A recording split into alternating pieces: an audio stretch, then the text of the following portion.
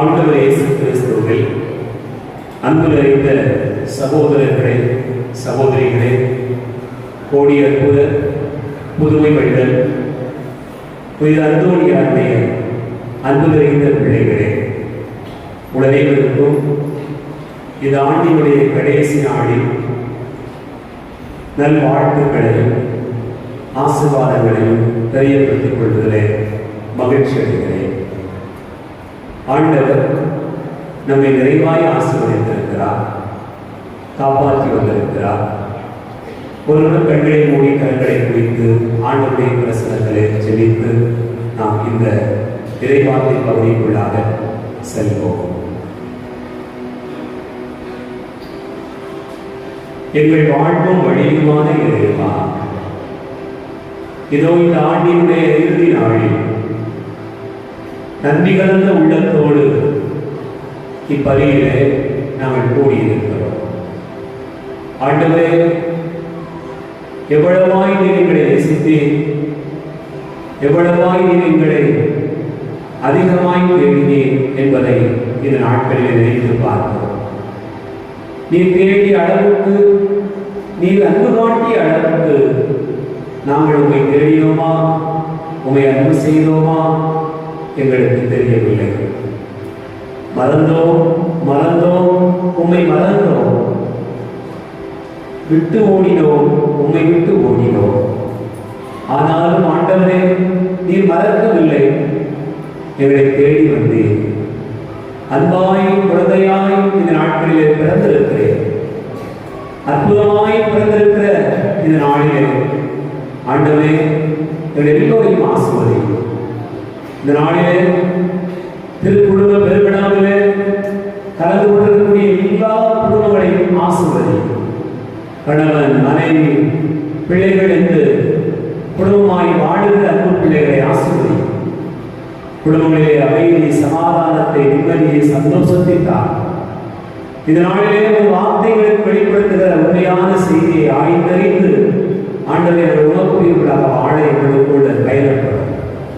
இந்த நாளிலே கேட்கவிருக்கிற இறைவார்த்தை பகிர்வினை எங்களை உள்ளம் திறந்து நாங்கள் கேட்க எங்களுடைய உள்ளத்திற்குள்ளாக நீரே பேசுவீராக. ஆண்டவரே பேசும், அடியவன் கேட்கிறேன் என்று சாமுவேல் இறைவாக்கினர் சொன்னார். நாங்கள் எம்மாத்திரம், அவருக்கு முன்னிலை நாங்கள் எம்மாத்திரம், நாங்கள் ஒன்றுமே இல்லை, சாதாரணமான மனிதர்கள். ஆண்டவரே, நீர் பேசும், நீர் பேசும், அடிமையிலும் அடிமையாக நின்று நீர் பேசுவதை நாங்கள் கேட்கிறோம். நீர் பேச பேச வார்த்தைகளை கேட்க கேட்க என்னுடைய உள்ளம் பற்றிய வேண்டும், என்னுடைய வாழ்க்கையை மாற்றம் தரட்டும், எங்களுக்குள்ளாக ஒரு ஒளி வீசட்டும். இதோ இளையர்களுக்கு வீசிய அந்த ஒளி எங்களுக்குள்ளாக வீசட்டும். எங்களை ஆசீர்வதியும், வழிநடத்தும், பலப்படும். ஆண்டவர் ரட்சகமான இயேசுவின் நாமத்தினாலே ஜெபிக்கிறோம் ஜீவன நல்ல பிதாவே. இயேசு வாழ்க, மரியே வாழ்க, இயேசுவுக்கே புகழ், இயேசுவுக்கே நன்றி. ஹல்லேலூயா, பிரைஸ் தி லார்ட், ஆமென். ஆண்டவர் இயேசு கிறிஸ்துவிலே என் அன்பார்ந்த சகோதர சகோதரிகளே, இன்று அன்னையாம் திருச்சபை திருக்குடும்ப பெருவிழாவை கொண்டாடி மகிழ்கிறார். இயேசு, மரியா, யோசேப் என்ற இந்த திருக்குடும்பம் நம்முடைய எல்லா குடும்பங்களுக்கும் ஒரு முன்மாதிரியாக இன்றைக்கு கொடுக்கப்பட்டிருக்கிறார். அன்பார்ந்தவர்களே, இந்த சமூகம் ஓடிக்கொண்டிருக்கிறது என்று சொன்னால், இந்த சமூகத்தினுடைய தொடர் பயணத்திற்கு, நீட்சிக்கு எது காரணம் என்று சொன்னால் குடும்பங்கள் தான். திருச்சபை உலகளாவிய திருச்சபையாக இருக்கிறது. இந்த உலகளாவிய திருச்சபை பறந்து விரிந்து உலக நாடுகள் எல்லாத்துக்கும் இருக்கிறது என்று சொன்னால் அதற்கு அடிப்படை எங்கே இருக்கிறது என்றால் குடும்பங்கள் தான். ஆகவே உலகளாவிய திருச்சபை, மறைமாவட்டம் என்ற திருச்சபை, பங்கு என்ற ஒரு திருச்சபை, அன்பியம் என்ற ஒரு திருச்சபை, அந்த திருச்சபைக்குள்ளாக ஒரே ஒரு புள்ளிதான் குடும்பம் என்பதை நாம் இந்த நாளிலே நினைத்து பார்க்கிறோம். ஆகவேதான் குடும்பங்கள் இந்த சமூகத்தினுடைய வீழ்ச்சிக்கு தொடர் பயணத்திற்கு மிக அடிப்படை. இந்த திருச்சபை என்ற உலகளாவிய திருச்சபையுடைய பயணத்திற்கு குடும்பம் என்பது மிக முக்கியமானது. குடும்பம் இல்லை என்றால் சமூகம் இல்லை, குடும்பங்கள் இல்லை என்று சொன்னால் திருச்சபை இல்லை. அன்பார்ந்தவர்களே, அப்படி பார்க்கிற போது குடும்பம் என்பது ஒரு சங்கிலி தொடர், ஒரு செயின், கழுத்தில் போடக்கூடிய ஒரு செயின் போல. இந்த செயினிலே, இந்த சங்கிலியிலே ஒரு கண்ணி அறுந்து போனது என்று சொன்னால் அதை அணிய முடியாது. அதை நீங்கள் சரி செய்தால்தான் மீண்டும் அணிய முடியும். அதை சரி செய்வதற்கு அதிக செலவு செய்ய வேண்டியிருக்கிறது. குடும்பம் ஒரு சங்கிலி தொடர் என்றால் அதில் ஒரு கண்ணி அறுந்து போனது என்று சொன்னால் அதை சரி செய்வதற்கும் நிறைய நாட்கள் பிடிக்கிறது, காலங்கள் தேவைப்படுகிறது, காயங்கள் ஆறிப்போவதற்கு நிறைய நாட்கள் எடுத்துக்கொள்கிறது என்பதைத்தான் நாம் நினைத்து பார்க்கிறோம்.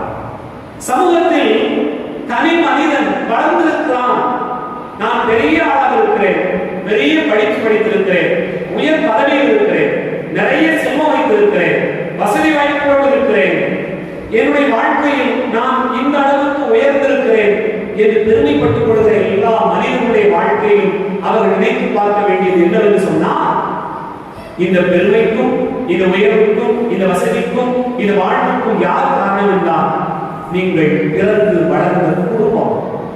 இந்த குடும்பம் இல்லை என்று சொன்னால் இந்த உயர்வு இல்லை, இந்த குடும்பம் இல்லை என்று சொன்னால் உங்களுக்கு இவ்வளவு பெரிய வசதி வாய்ப்பு இல்லை, இவ்வளவு பெருமையும் சிறப்பும் உங்களுக்கு இல்லை. அப்படி என்று சொன்னால் குடும்பங்கள் தான் தனி மனிதனுடைய வாழ்வினுடைய உயர்வை தீர்மானிக்க மனிதர்களை நினைத்து பார்க்க வேண்டிய ஒரு நாடாக இன்றைக்கு திருச்சபை இந்த திருக்குடும்பத்தை நினைவு கூறுகிற போது நம்ம எல்லாரையும் சிந்திக்க அழைப்பு தருகிறார். அன்பார்ந்தவர்களே, ஒரு கட்டிடம் அழகாக இருக்கிறது, பார்க்கிற போது நமக்கு ஆச்சரியமாக இருக்கிறது, இவ்வளவு கலைநயத்துடன் கட்டப்பட்டிருக்கிறது, இவ்வளவு சிறப்பாக இருக்கிறது, இவ்வளவு உயர்வாக இருக்கிறது, எவ்வளவு செலவு செய்திருப்பார்கள் என்று நாம் பெருமைப்பட்டுக் கட்டிடத்தினுடைய கவிஞர் அழகு, அதனுடைய நேர்த்தியாக வைக்கப்பட்டிருக்கக்கூடிய பொருட்கள் இவையெல்லாம் அழகாக இருப்பதற்கு எது காரணம் என்றால் அதனுடைய அடித்தளம். அதனுடைய அடித்தளம் சரியாக அமையவில்லை என்று சொன்னால் மேலே கொண்டு போய் தந்தைக்க வைத்தாலும் கீழே விட்டு விடுகிறார். நீங்கள் அடித்தளத்தை சரி செய்யாமல் மேற்தளத்தில் எவ்வளவு அலங்காரம் செய்து கொண்டாலும் ஒரு பயனும் இல்லை. ஆகவேதான் குடும்பத்தினுடைய அந்த அடித்தளம் தான் ஒரு மனிதனுடைய உயர்வாக இருக்கிறார். ஒரு கட்டிடத்தினுடைய அடித்தளத்தை பொறுத்தே மற்ற தளங்கள் உயர்ந்து இருக்கிறார். அன்பானவர்களே, ஒரு மரம் நன்றாக கனி கொடுக்கிறது, அருமையாக இருக்கிறது, சுவையாக இருக்கிறது. இவ்வளவு சுவைக்கும் இவ்வளவு பசுமைக்கும் இவ்வளவு நிழலுக்கும் காரணம் யார் என்று சொன்னால் அதனுடைய வேர்கள். அது வேர்கள் சரியில்லை என்று சொன்னால் அது மரங்கள் ஒன்றுமே பலன் கொடுக்க முடியாது. குடும்பம் தான் வேர், குடும்பம் தான் தாய், குடும்பம் தான் ஆணி வேர், குடும்பம் தான் சல்லி வேர்களாக விரிந்து பறந்து போய் கிடக்கிறது. இந்த வேர்கள் சரியில்லை என்று சொன்னால் மேலே காய்ப்பு இல்லை, இலை இல்லை, நிழல் இல்லை, கனி இல்லை, எதுவுமே இல்லை. ஆகவே எல்லாம் இருக்க வேண்டும் என்று சொன்னால் ஆணிகள் சரியாக இருக்க வேண்டும். ஆகவேதான் குடும்பங்கள் மிக முக்கியமானது. குடும்பம் தான் நம்ம எல்லாத்துக்கும் காரணமாக இருக்கிறது. இங்கே இந்த பங்கு திருச்சபை இவ்வளவு சிறப்பாக செயல்படும் என்று சொன்னால் அதற்கு காரணம் குடும்பங்கள் தான் என்பதனை நாம் நினைத்து பார்க்கிறோம்.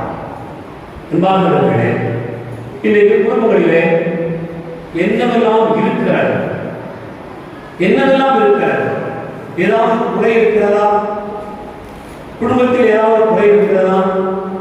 இயேசு வாழ்க, மரியே வாழ்க. நான் பாட்டு மூச்சு விடாம பேசிட்டு இருந்தவனே நீ அப்படின்னு பார்க்கணும். நான் ஒரு இன்ட்ரோடக்ஷன் தான், அதாவது எடுத்து போடும்போது படப்படப்படப்படன்னு போகணும். அதுதானா படம் போடும் முன்னாடி எடுத்து போடுவாங்கன்னா அது மாதிரி எடுத்துலாம் போட முடிச்சாச்சு. இப்போ காட்சி விடவா? அப்போ காட்சி விட வந்து எடுத்துக்கணும், ஆர்வமாக இருக்கணும். அப்படியே அப்பா இருக்காது என்ன படம் வளர்ப்பது தெரிஞ்சுக்காங்க. எடுத்தே பார்த்துட்டு எடுத்து சிறப்பாக இருந்து போயிட்டு பார்த்தீங்கன்னா இப்போ என்ன நினைக்கிறோம்? அப்போ காட்சிக்குள்ள வருகிற போது குடும்பங்கள்ல என்னவெல்லாம் இருக்கு அப்படின்னு பார்த்தோம்னா எல்லாமே இருக்கு. இன்னைக்கு குடும்பங்களிலே எதுவுமே இல்லைன்னு சொல்வது இல்லை. ஒரு காலத்துல டிவி அப்படின்னு சொன்னா ஒரு ஊர்ல ஒரே ஒரு வீட்டுல இருக்கும், அல்லது பஞ்சாயத்துல இருக்கிறது. அந்த ஒளியும் பார்க்கறதுக்கு அடிச்சு பிடிச்சு நிற்போம். அந்த காட்சியை பார்க்கறதுக்கு அவ்வளவு முன்னெடுத்து நிற்பாங்க. 6 மணி நேரம் தான் போடுவான், அதே கொஞ்ச நேரம் விளம்பரத்தை போட்டுருவான். ஐயோ இந்த விளம்பரம் எப்போ முடியும்னு பார்த்துட்டு உட்காந்துருக்கோம். அது ஒரு காலம். இன்னைக்குலாம் அப்படி கிடையாது. விளம்பரம் தான் நீங்க தள்ளி விட்டுடலாம், படம் சரியில்லைன்னு தள்ளி விட்டுடலாம், எதை வேணாலும் பார்க்கலாம் அப்படிங்கிற அளவுக்கு வளர்ந்து இருக்கிறார். மனிதனுடைய இந்த கண்களுக்கு விருந்தளிக்கக்கூடிய பொருளிலிருந்து, உடலுக்கு அழகு தருகிற பொருட்களிலிருந்து, உணவாய் போகிற எல்லா பொருட்களும் எங்க இருக்கு? வீட்டில் இருக்கா இல்லையா? இயேசுவாங்க, மரியே வாங்க. யார் வீட்டெல்லாம் இருக்கு இயேசுவாங்க? யார் வீட்டெல்லாம் இல்ல இயேசுவாங்க? எல்லாரும் வீட்லையும் இருக்கு. ஆனா கை நம்புறதுக்கும் வெக்கமா இருக்கு, சொல்றதுக்கு ஒரு மாதிரி இருக்கு. சாமி அதுக்கு என்ன சொல்ல வராது யோசிக்கிறீங்க. அன்பானவர்களே, எல்லாம் இருக்கிறது, குடும்பத்தில் எல்லாம் இருக்கிறது. ஒரு காலத்துல நம்ம ஊர்ல பண்ட பலகாரம் அப்படின்னு சொன்னா, பலகாரம் போட்டுக்காங்க அப்படின்னு சொன்னா எப்போ போடுவாங்க? கிறிஸ்துமஸ்க்கு, நியூ இயருக்கு, திருவிழாவுக்கு. அப்பதான் தோசையே பார்க்க முடியும், இட்லியே அப்பதான் பார்க்க முடியும். அப்படின்னா இல்லையா? இப்போ கடையில எல்லாத்தையும் எப்ப பார்த்தாலும் இட்லியை போட்டு தூரப்படும் தலைமுறை இருக்கு. சில வீட்டுல அநியாயத்துக்கு இட்லி சொல்ல தெரிய மாட்டேன். இட்லிய அப்படியே வேற லெவல்ல அவங்க அவிச்சு வச்சிருக்காங்க. கல்லா அந்த பையன் சுத்தி வச்சு உடைக்கணும் அப்படி. அதனால என்ன சொல்லலாம்னா, ஏமா பூரா பேரு நீ செஞ்ச இட்லியை வச்சு உன்னைய ஏறினா அன்பானவர்களே, அப்படின்னா ஒரு காலம் இருந்துச்சு. இன்னைக்கு எதுவுமே குறை இல்லை. பாருங்க, எனக்கு விவரம் தெரியும். நான் எங்க ஊர் பக்கத்து ஊர்ல சேதமர திருவிழாவுக்கு போயிருக்கேன். போய் பெரியமா காலங்கத்தா 4 மணிக்கே தோசை சுட்டு வைப்பான், அரிசி பிட்டி சுட்டு வைப்பான். சும்மா சாதாரண விஷயம் கிடையாது. அரிசி பிட்டில சுட்டு வைக்கும் போது அரிசி பிட்டி இவ்வளவு நேரம் சரியா தோசையை அடுக்கடுக்கா சுட்டு வைப்பான். நைட்டு தூங்குறது, பூசையை பார்த்து வந்து தூங்குன உடனே தூக்கமே வராது. ஏன் தூங்குறா தெரியுமா? தோசை கிடைச்சு மறுநாள் காலையில் இதை விட பெரிய கொடுத்துருன்னா, எங்க பக்கத்து வீடு மச்சான் வேணும். அவர் என்ன செய்வார்னு சொன்னா, இந்த சுரீர்னு சத்தம் கேட்க வேண்டிய அத்தை வீட்டுல சுரீர்னு சத்தம் கேட்டு ஓடியாடுவான். நமக்கே தோசை இருக்கும்போது அவையெல்லாம் இருப்பான். அப்படி அப்படி நீ தோசை மணக்க மாட்டேன், மண்ணனை எப்படி சொல்லிடுறாரு, மணக்கவே மாட்டேன். அப்புறம் இந்த காலம் அந்த சுரீர் தோசைய பல்லு தைக்காம 8 சாப்பிடுவோம். 8 தோசை சாப்பிடுவோம். 8 சாப்பிட்டு முடிச்சுட்டு மறுபடியும் 7 மணிக்கு போல அம்மா செய்வாங்க, கொஞ்சம் போல சட்னிய நல்லா தேங்காவை அரைச்சி நிறைய போட்டு, தேங்காயா மரம் நிறைய தேங்காயை போட்டு வச்சுக்கோம். அதுக்கப்புறம் 12 தோசை சாப்பிடுவோம்.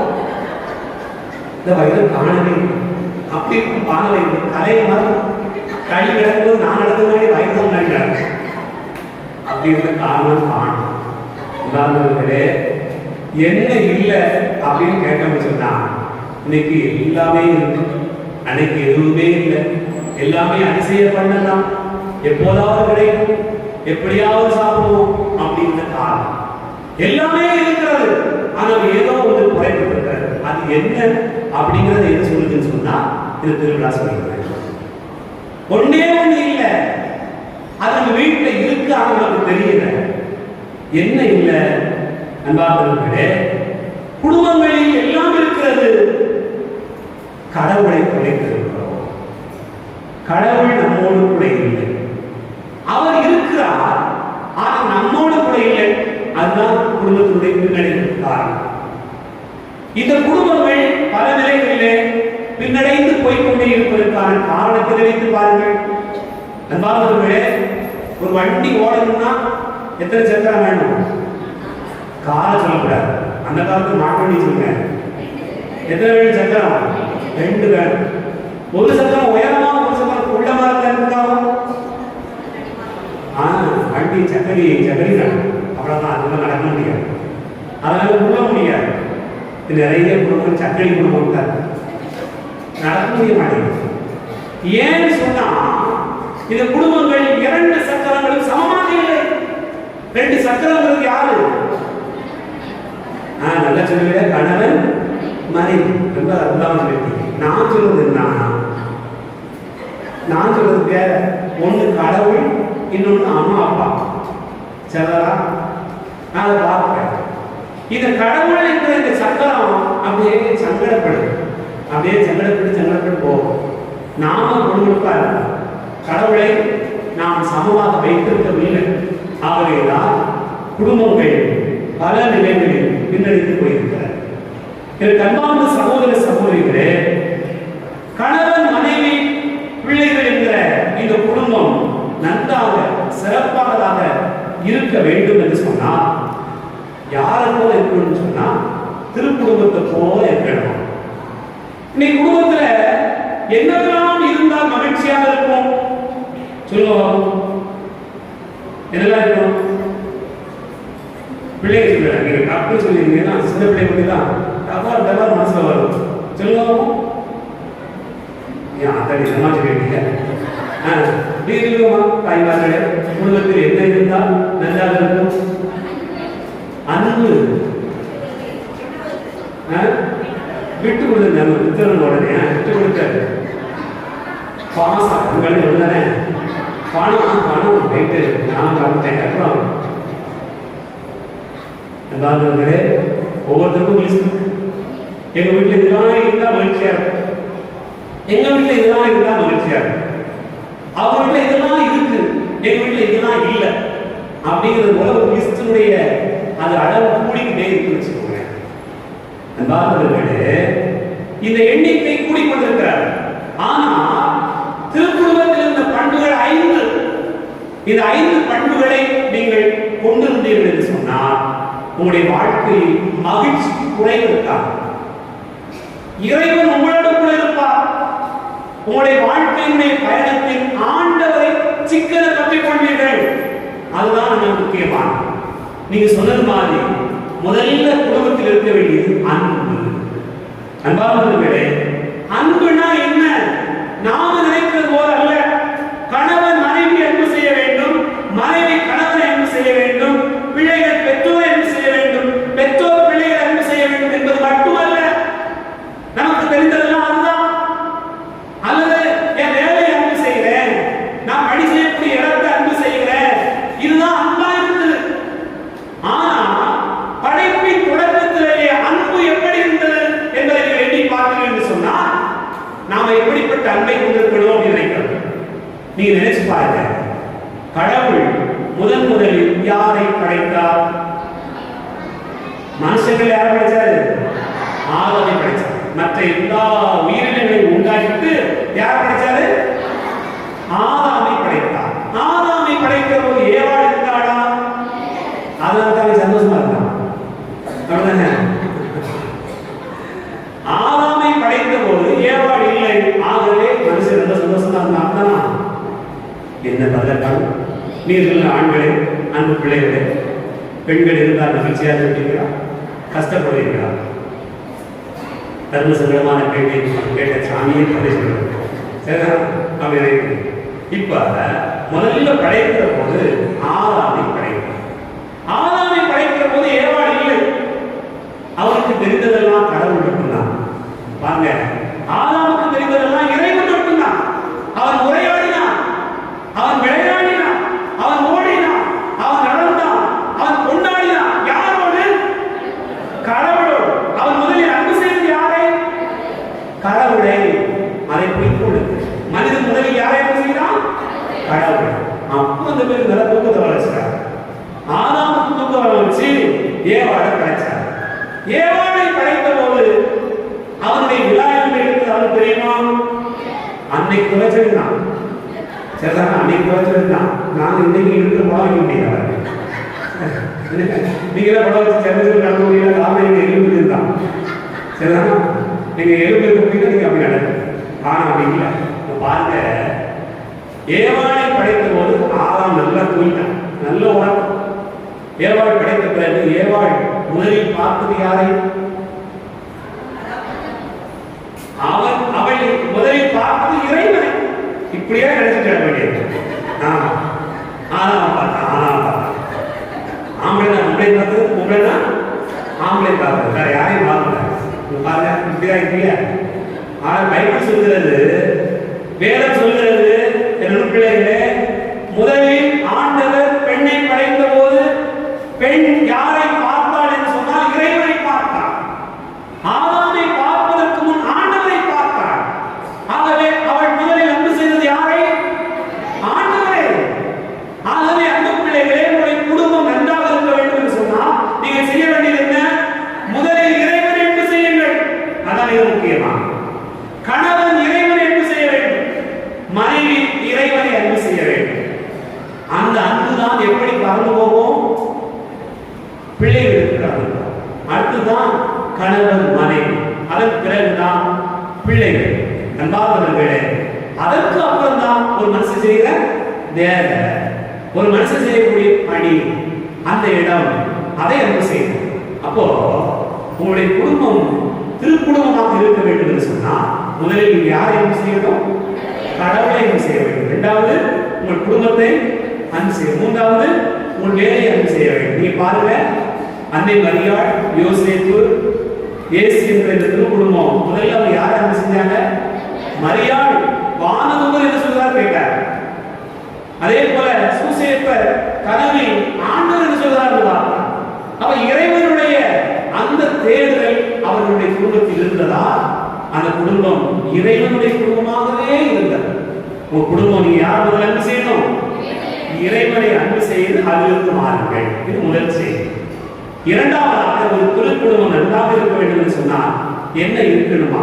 அன்பார்ந்தவர்களே, நம்பிக்கை இருக்க வேண்டும். யார் மீது நம்பிக்கை இருக்க வேண்டும்? கடவுள் மீது நம்பிக்கை இருக்க வேண்டும். இந்த முதல் வாசகத்தில், இரண்டாவது வாசகத்தில் நமக்கு தெளிவாக சொல்லப்பட்டது. ஆபிரகாம் ஆண்டவர் மீது நம்பிக்கை கொண்டிருந்தார், ஆண்டவர் அதனை அவருக்கு நீதியாக கருதினார் என்று சொல்லப்பட்டிருக்கிறார். ஆபிரகாம் நம்பிக்கை கொண்டவராக இருந்தார். இப்ப அந்த சாராளுக்கு நம்பிக்கை கிடையாது. இந்த வயசுல எனக்கு குழந்தை கிடைக்குமா? அவன் நம்பல. அந்த ஆபிரகாம் நம்பினார். ஆபிரகாமினுடைய நம்பிக்கையை ஆண்டவர் நீதியாக கருதினார். ஆபிரகாமின் நம்பிக்கை பொருட்டு சாராளுக்கு குழந்தை. ஆபிரகாம் நம்பாமல் இருந்திருந்தார் என்று சொன்னார், இந்த குழந்தை இல்லை. அப்படி என்று சொன்னால் கணவன் முதலில் கடவுள் மீது நம்பிக்கை கொண்டவனாக இருக்கணும். அப்படி இருந்தால்தான் அந்த குடும்பம் என்ன செய்யும்? தடை போகும். அன்பார்ந்தவர்களே, கணவன் தன்னுடைய மனைவியை தன்னுடைய நம்பிக்கையினால் உறுதிப்படுத்துகிறார். நம்பிக்கையற்ற கணவனை மனைவி தன்னுடைய நம்பிக்கையினால் உறுதிப்படுத்துகிறார். பவுலடியார் பொருந்தியிருக்கிறது முதல் திருமுகம் 7வது அதிகாரம் 14வது வசனத்தில் நமக்கு சொல்கிறார். 14 15 வசனத்தை வாசிங்க. நம்பிக்கை கொள்ளாத கணவர் நம்பிக்கை கொண்ட மனைவியார் தூயவராகிறார். அப்படியே நம்பிக்கை கொள்ளாத மனைவி நம்பிக்கை கொண்ட கணவரால் தூயவராகிறார். அப்படி இல்லையெனில் உங்கள் பிள்ளைகள் தூய்மையற்றவர்களாக இருப்பார்களே, ஆனால் அவர்கள் தூயவர்களாக இருக்கிறார்கள். நம்ம என்ன பார்க்கிறோம்? அன்பார்ந்தவர்களே, ஆபிரகாம் நம்பினார். சாராளுக்கு நம்பிக்கை குறைவாக இருந்தது. ஆபிரகாமினுடைய நம்பிக்கையை பார்த்த கடவுள் சாராளுக்கு இயலாத அந்த காலத்திலும் அந்த புதுமையான பருவத்திலும் ஆண்டவர் அவரை மிகவே ஆசீர்வதித்தார். இயேசு வாழ்க, மரியே வாழ்க. புரியுதா? புரியுதா? இது அற்புதமான செய்தி இதில் அடங்கியிருக்கிறார். அன்பார்ந்தவர்களே, மூன்றாவது திருக்குடும்பத்தில் இருந்த ஒரு பண்பு என்னவென்று சொன்னால் ஒற்றுமை. ஒற்றுமை. அந்த குடும்பத்திலே ஒற்றுமை எப்படி இருந்தது? அன்பார்ந்தவர்களே, ஒற்றுமை என்று சொன்னால் நாம் நினைக்கிறோம், எனக்கு சமம் நீ, உனக்கு சமம் நான். கடவுள் அப்படித்தான் படைத்தார். உன் மனைவியை நீ சமமாக கருது ஆண்டவர் சொல்லி இருக்கிறார். அதுல மாற்று கருத்து இல்லை. உனக்கு சமமானவள் என்பதை காட்டுவதற்காகத்தான் உன் விலாயமை எடுத்து ஆண்டவர் பெண்ணை படைத்தார். ஆகவே அவள் வலிமையானவள், உனக்கு சமமானவள்.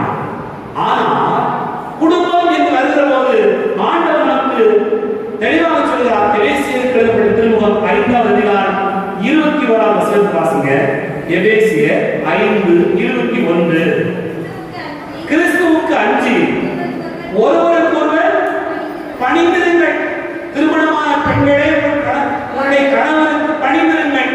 திருமணமான ஆண்களே உங்கள் மனைவியரை அன்பு செய்யுங்கள் என்று சொல்றார்.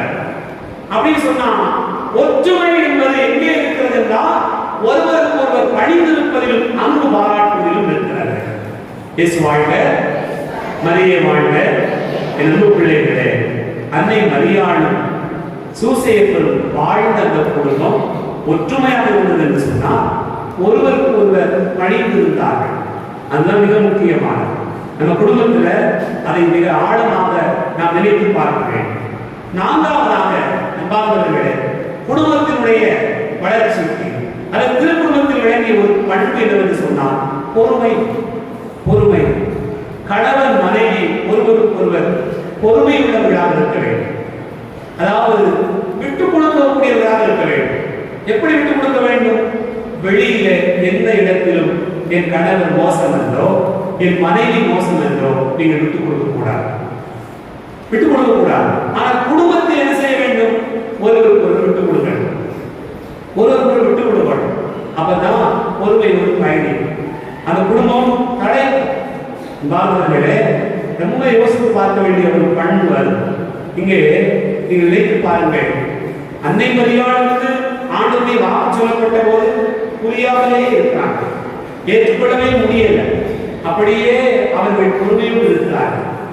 ஆனால் சூசேப்பருக்கு இப்படி ஒரு காட்சி நடந்திருக்கிறது சொல்லப்பட்ட உடனே அவர் அப்படி வெகுண்டுள்ள அப்பவும் கூட பொறுமையா இருக்கிறார். என்ன நடக்குதுன்னு பார்ப்போம், ஆண்டவர் என்ன சொல்றாருன்னு பார்ப்போம் அப்படி காத்திருந்தார். அந்த பொறுமை தான் அந்த குடும்பத்தை ஆசீர்வாதமான குடும்பமாக மாற்றியது.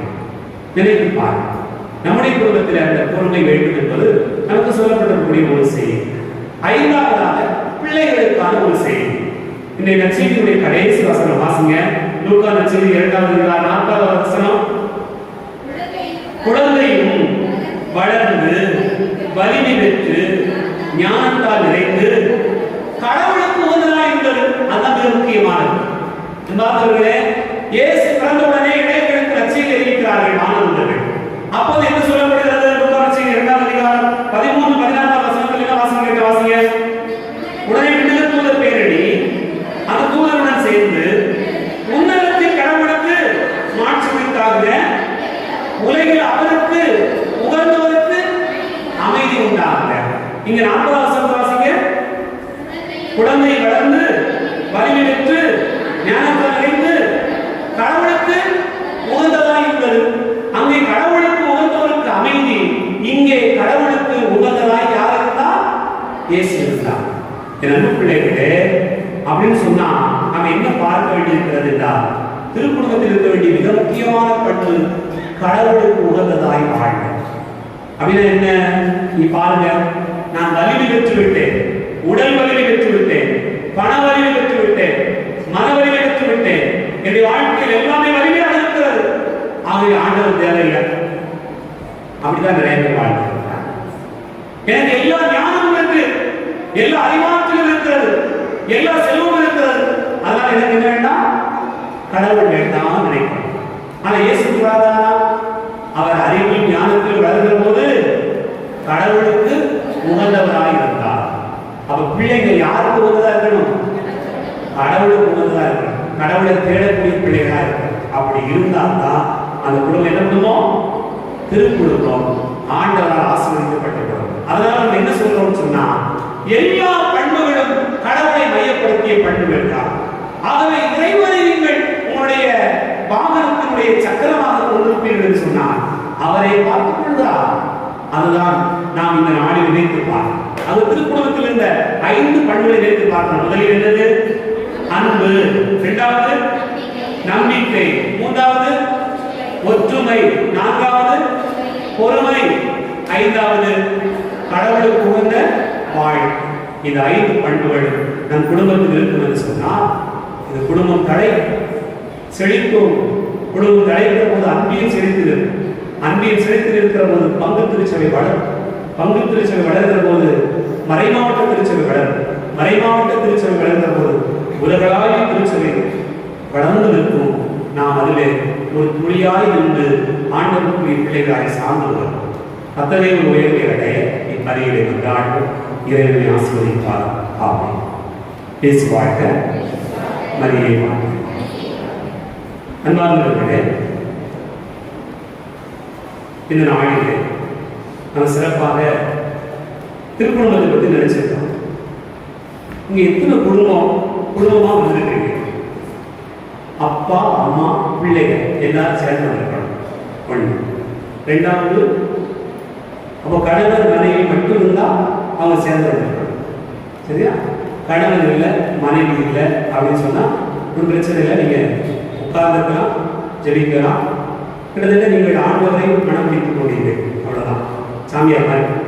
சரிதான்? கடவுளை நீங்கள் மனம் பிடித்துக் கொண்டீர்கள். ஆண்டவரை ஆசீர்வதிக்கிறார். இந்த நாட்களை தொடர்ந்து உங்களுக்கு ஆசீர்வதித்து தருவார். அது மிக முக்கியமாக.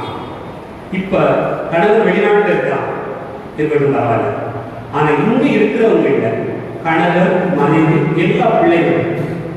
சரிதா? 2 பிள்ளைங்க, 2 பிள்ளைங்க, 3 பிள்ளைங்க, 3 பிள்ளைங்க, ஒத்த பிள்ளைங்க, ஒத்த பிள்ளைங்க. அப்படி கணவன் மனைவி குடும்பமாக வந்திருக்கிறவங்க மட்டும் முன்னாடி வாங்க.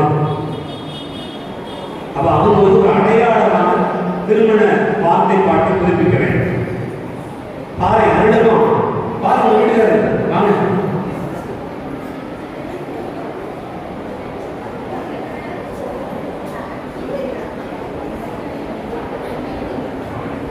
மேரிக்கு அவங்க அம்மா வச்சுங்க.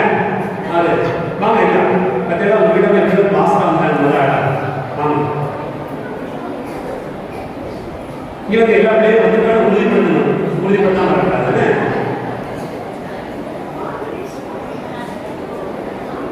நிறைய குடும்பம் இருக்கீங்களா? முன்னாடி உங்க அப்பா வந்துட்டாரா? தாதா வீட்டுக்கார வந்துட்டாரா? தாதா வீட்டுக்கார வாங்க.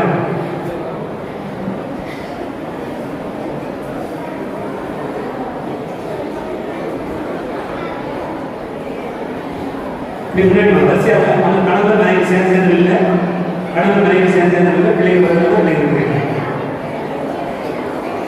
சீக்கிரம் வாங்க. லேட்டாக கஷ்டம் எடுக்கணும்.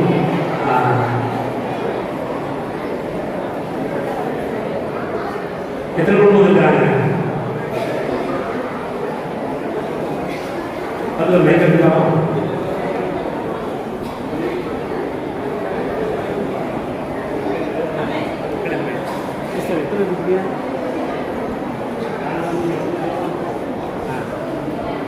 யாராவது போய் கூட்டு போய் பிள்ளைகள் யாராவது கூட்டு போய் எப்படி இருக்காங்க இருக்கிற எல்லாம்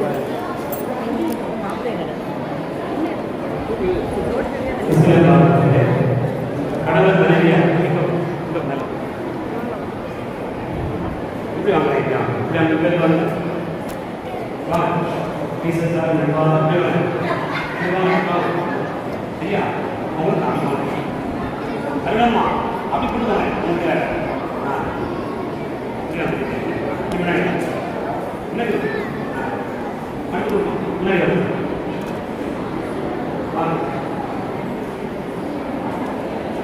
அப்படி 3 குடும்பமாக அன்பு பிள்ளைகளே, எல்லாம் இருக்கிறீங்களா? சொல்லுங்க. 1 2 3 4 5 6 7 விடுவாங்க. இங்கே வந்துடுவாங்க இல்லையா? வேலை பார்த்து இங்கே வந்துடுவாங்க. சரியா? 4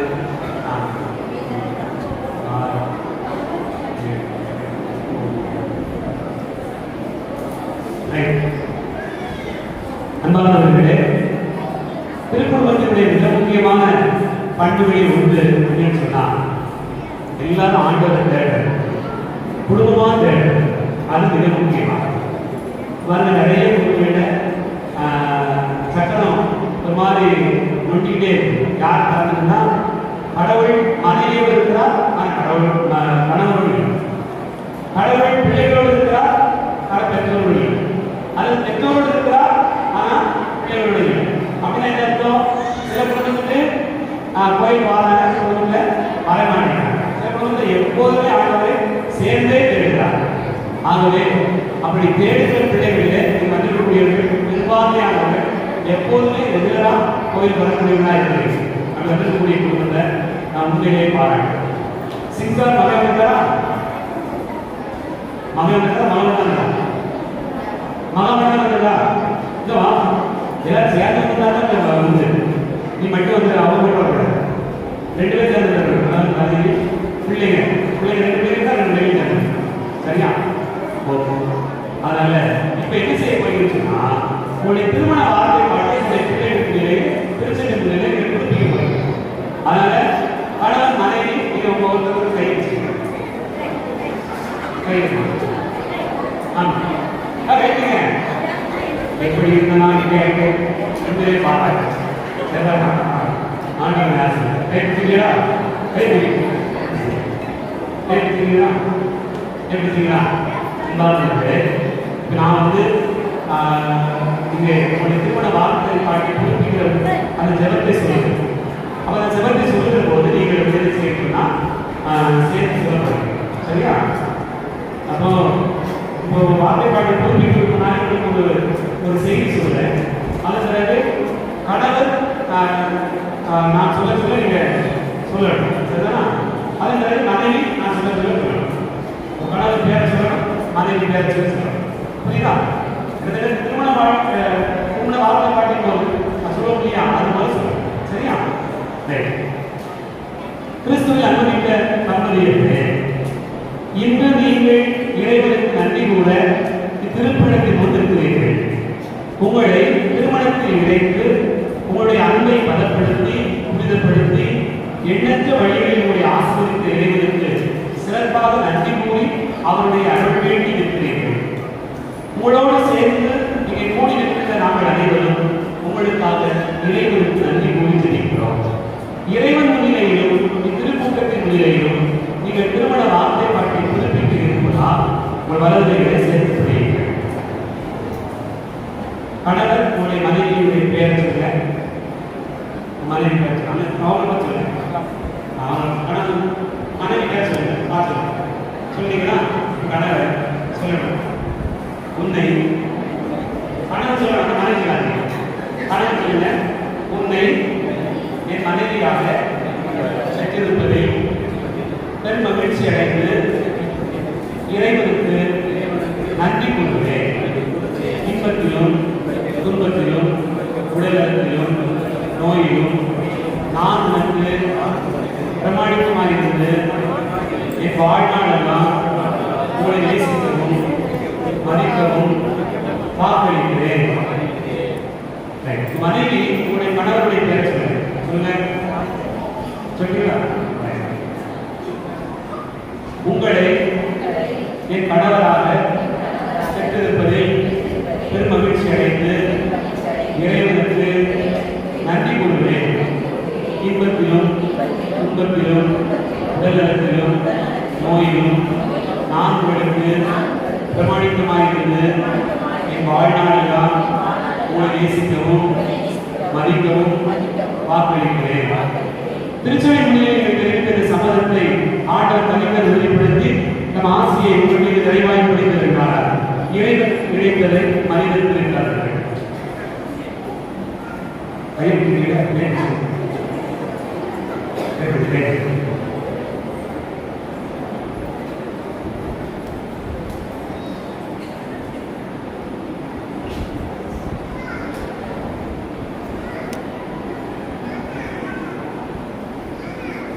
அன்பானவர்களே, நீங்கள் இப்படி குடும்பமாக சேர்ந்து வர்றதுனால தான் நம்முடைய திருச்சபை நீரோட்டமாக இருக்கு.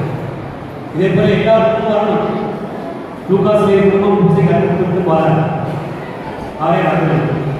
அது மாதிரி எல்லாரும் வரணும் இல்லையா? எல்லா பிள்ளைகளும் குடும்பமாக வரணும். நம்ம வந்தீங்கன்னு சொன்னால் திருச்சபை ரொம்ப நீரோட்டமாக இருக்கு. ஆரோக்கியத்தை விட்டு கேட்கிறார். வீடுகாரை குடும்பம் பிள்ளைகள் இருக்கிறார். அதனால எல்லாரும் குடும்பத்தில் சேர்ந்து வரணும். அது எல்லாரும் சேர்ந்து வந்தால்தான் திருச்சபை வளரும் செழிப்பாங்க. அது வந்திருக்கக்கூடிய பாராட்டுதே வாழ்த்துதே பங்கு திருச்சபையுடைய பங்கு தந்தை என்ற நிலையில் அனைத்து குழுக்களையும் வாழ்த்துதே நாம் இவர்களை உற்சாகமாக தலைமை தெரிவிப்பவர்களுடைய வாழ்த்துதை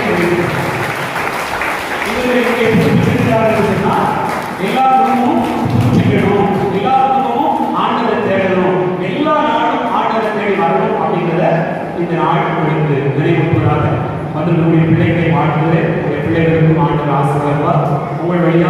இந்த ஆசை பிள்ளைகள் விளையாடுடைய வாழ்வுக்கு நலமான வாழ்வு உருவாக சொல்லி உங்களை வாழ்க்கிறேன்.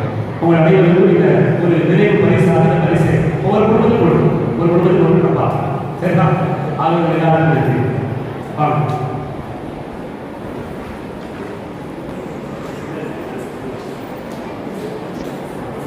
ஐயா வாங்க. வாங்க. பின்ன கேட்காம ஆசீர்வாதம் ஆசீர்வாதம் பண்ணி போகலாம். ஆசீர்வாதம்